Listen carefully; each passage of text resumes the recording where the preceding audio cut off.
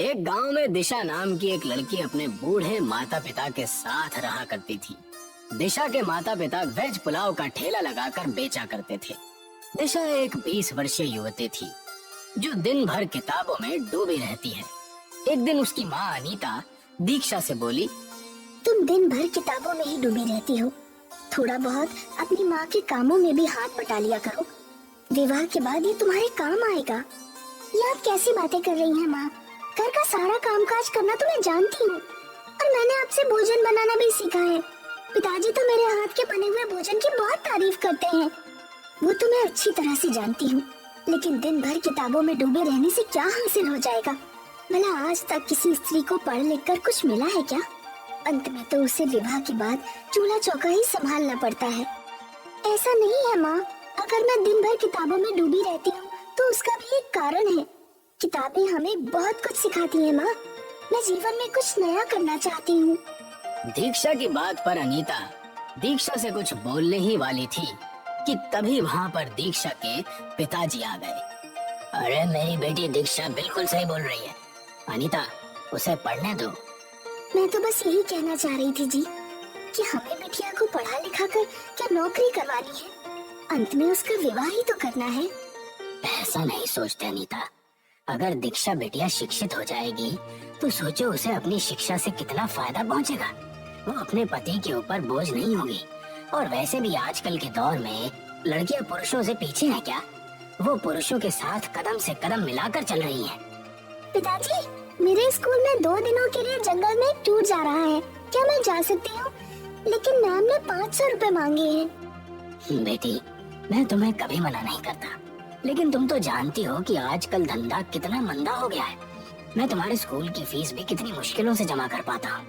Tour पर जाने के लिए स्कूल वालों ने कुछ अतिरिक्त रुपए तुमसे मांगे हैं, जो इस समय मेरे पास नहीं है बेटा। रमन की बात सुनकर दीक्षा का चेहरा उतर गया। अपनी बेटी का उतरा हुआ चेहरा देखकर रमन भावुक होकर बोला, लेकिन तुम चिंता मत करो, कल मैं किसी ना किसी से पैसे उधार मांग कर तुम्हें दे दूंगा। रमन की बात सुनकर दीक्षा खुशी से चहक उठी। ये क्या जी, अब आप बिटिया के लिए पैसे भी उधार लेंगे? कोई बात नहीं, बेटिया पढ़ लिख जाएगी तो हो सकता है वो आगे चलकर हम दोनों का ही सहारा बने। लेकिन हमें परसों मकान मालिक का किराया भी देना है। अगले दिन रमन फिर से अपना ठेला लेकर बस स्टैंड के पास चला गया, मगर वो यही सोचता रहा कि आखिर वो पैसे किससे उधार मांगेगा। तभी उसे दूर से गांव का मुखिया आता हुआ नजर आया, जो उसी के पास आ रहा था। नमस्ते नमस्ते मुखिया जी। अरे नमस्ते नमस्ते रमन, नमस्ते। और सुनाओ, कैसे हो? धंधा कैसा चल रहा है तुम्हारा? बाजार अभी बहुत सुस्त पड़ा है मुखिया जी। पहले पुलाव शाम तक बिक जाता था, लेकिन अब तो कभी कभी भगोने में पुलाव ऐसे की ऐसे ही रखी रहती है। अरे रमन, आजकल चाइनीज फूड का दौर है। भारत में तरह तरह के व्यंजन बन रहे हैं। ऐसे में तुम्हारी देसी पुलाव कौन खाना पसंद करेगा? गांव का नक्शा पहले जैसा नहीं रहा, गांव के लोग भी बहुत बदल चुके हैं। मुखिया जी, मुझे आपसे कुछ बात करनी थी। हाँ हाँ, बोलो क्या बात करनी थी? मुझे आपसे कुछ पैसे उधार चाहिए थे। कितने पैसे चाहिए थे? जी मुझे 2000 रुपए की जरूरत थी। वो क्या है कि कल मुझे 1500 रुपए मकान का किराया देना है और 500 रुपए बेटिया के स्कूल में जमा करने हैं। अरे तो दीक्षा बेटी की स्कूल की फीस जमा नहीं हुई क्या? जी वो तो मैंने कब की जमा कर दी मुखिया जी। क्या है कि स्कूल की तरफ से बेटिया का टूर जा रहा है जंगल, तो बेटिया का बड़ा मन है उस टूर में जाने का, और स्कूल वाले 500 रुपए मांग रहे हैं। अरे तुम्हें क्या हो गया है रमन? तुम्हारा धंधा वैसे ही मंदा चल रहा है ऊपर से तुम्हें मकान का किराया भी देना है। ऐसे में बेटिया को टूर पर भेजना जरूरी है क्या? बेटिया को पेड़ पौधों से बहुत प्रेम है मुखिया जी, और वो दिन भर इसी के बारे में किताबों में पढ़ती रहती है। अगर आज शाम को मैं उसे पैसे नहीं दे पाया तो बिटिया का दिल टूट जाएगा मुखिया जी। मुखिया रमन की बात सुनकर रमन को बहुत गौर से देखने लगा। तभी मुखिया का साथी अभिमन्यु वहां पर पहुंच गया। अभिमन्यु एक खराब स्वभाव का व्यक्ति था, जो मुखिया के हमेशा कान भरता रहता था। अभिमन्यु उन दोनों की बातें काफी देर से सुन रहा था। अभिमन्यु मुखिया के कान में बोला, अरे सोचते क्या हो मुखिया जी, 1000 रुपए की बात है, दे दीजिए। वैसे भी रमन का ठेला कम से कम 10,000 रुपए का होगा। इस वक्त रमन का धंधा अच्छा नहीं चल रहा है, वो आपके पैसे नहीं चुका पाएगा। उसके बदले आप उसका ठेला रख लेना, पूरे 8,000 रुपए का फायदा होगा। अभिमन्यु की बात मुखिया के दिमाग में बैठ गई। अरे ये पैसे कब तक दोगे मुझे? मुखिया जी मुझे बस 2 महीने का समय दे दीजिए। इससे पहले मैंने आपसे ना जाने कितनी बार पैसे उधार लिए हैं, लेकिन हमेशा चुका दिए हैं। अरे उस वक्त की बात अलग थी रमन, लेकिन इस वक्त की बात अलग है। मैं कुछ समझा नहीं मुखिया जी।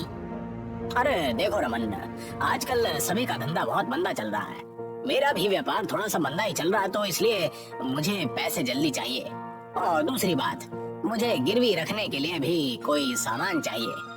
मुखिया की बात सुनकर रमन बुरी तरह से चौंक पड़ा।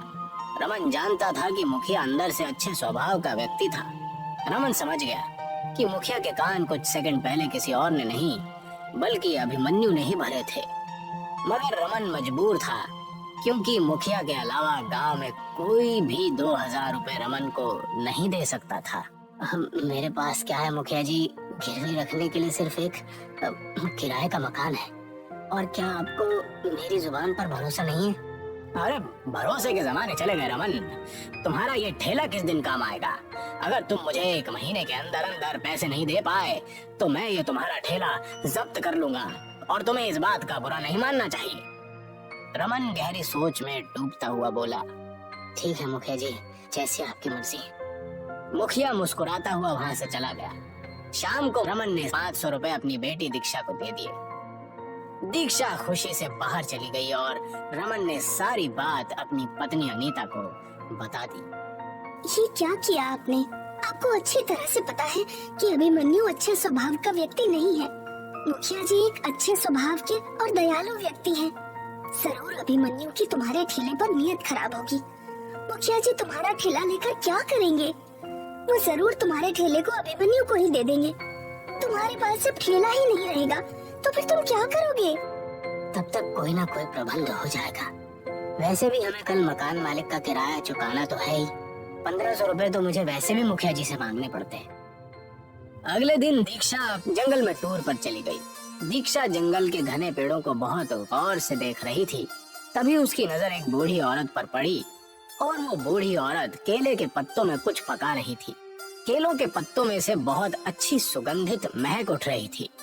दीक्षा अपने आप को रोक नहीं पाई और उस बूढ़ी औरत के पास चली गई। ये क्या है माँ जी? ये केलों के पत्तों की बनी हुई बिरयानी है बेटी। ये कैसे संभव हो सकता है?